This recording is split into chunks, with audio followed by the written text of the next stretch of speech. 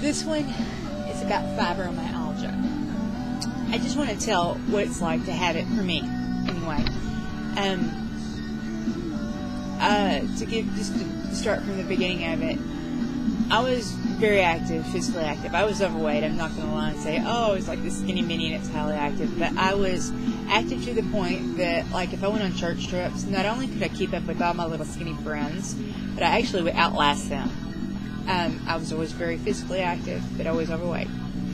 And in my early 20s, I got pneumonia.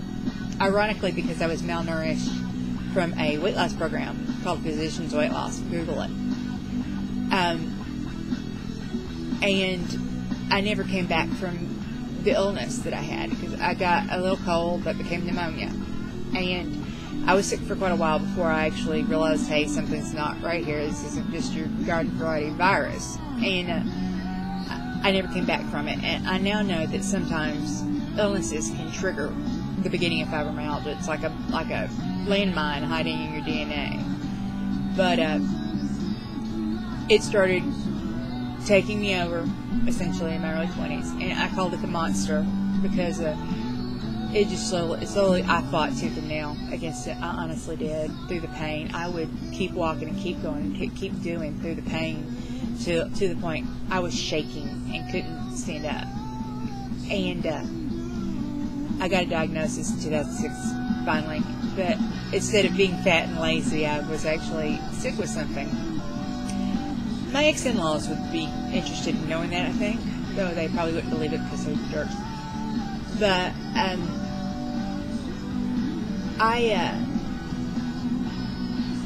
on a daily basis, and this has gone on since my early 20s, and I'm 39 now, I have leg pain that now I would liken it to hundreds of thousands of nerve endings, which is probably what it is, literally feeling like they're on fire and just in constant movement. This little, like a snake pit, that kind of thing. Okay? And I have chronic cramping in my legs. I have chronic fatigue in all my muscles and in my entire body. Frequent migraines, really severe insomnia. I literally don't sleep without Ambien. I get 15 Ambien a month because all of this has made me where I can't work, and I have Medicaid, and they only will give you 15 Ambien a month, so I only get to sleep 15 days a month. Every once in a while I can sleep without it, but it's very fitful and unrestful, and I might as well have not slept it, so it sucks so bad. Also chronic nightmares, but I don't even actually know if that has to do with the fiber or not. You have good days and you have bad days. I'm having more and more bad days now.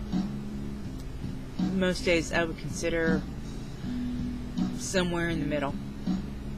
But the bad days I can't even get up and fix myself anything to eat, and the good days I can actually get up and clean a little. I'm a neat freak living in a pigsty because my body won't keep up with my mind.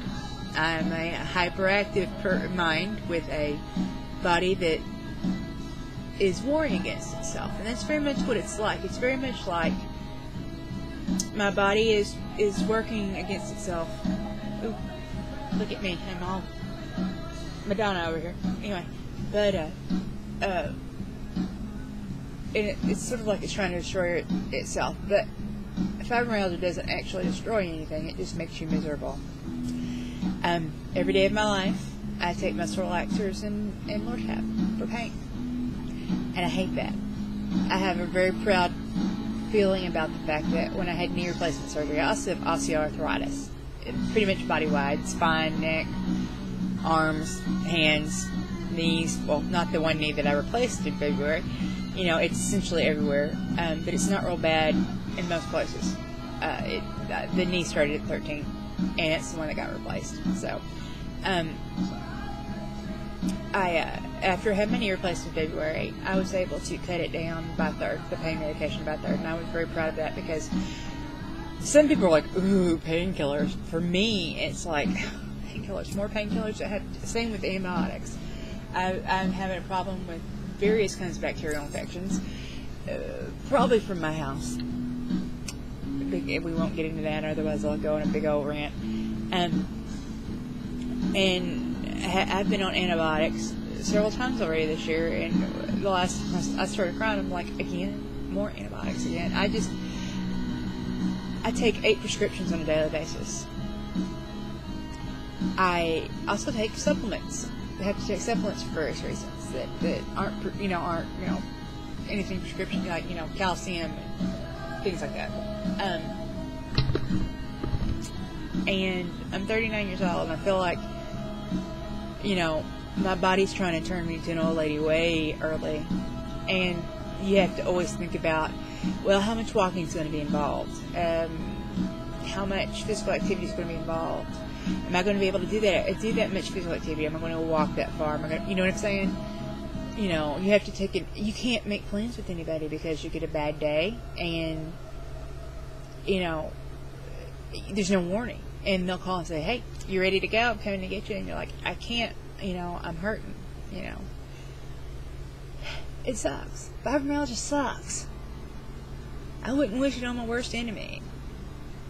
Well, maybe I can think of a couple people maybe that I wish would get it, just so that they'd understand, because people don't get it. You tell them you can't work, and you explain why. And for me, it's a combination of a panic disorder and the fibro. If I can get in a job where the panic disorder isn't triggered, my body's still going to betray me in it, and you can't call in and say, "I'm having a bad body day." You know what I mean? You can't stay employed that way. And I get so hurt and upset when I have friends who I think get it say things to me like, "You could work. You could work." And I am like, "No, I can't. I can't even count on myself to be able to feed myself every day, because of the pain." So that's what fibromyalgia is like. It sucks.